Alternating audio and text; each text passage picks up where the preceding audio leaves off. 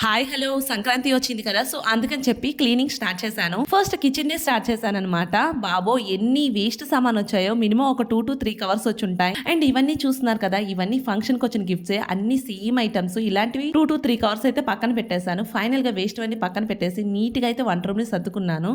ఈ లోపే మా హస్బెండ్ వాళ్ళ ఫ్రెండ్స్ కాల్ చేసేసి ఫ్యామిలీస్ మొత్తం రెస్టారెంట్ కి వెళ్దామా అన్నారు. సరే ఇలా రిలాక్స్ అయినట్టు కూడా ఉంటుందని చెప్పేసి అప్పటికే నేను చాలా టైర్డ్ అయిపోయాను అనమాట.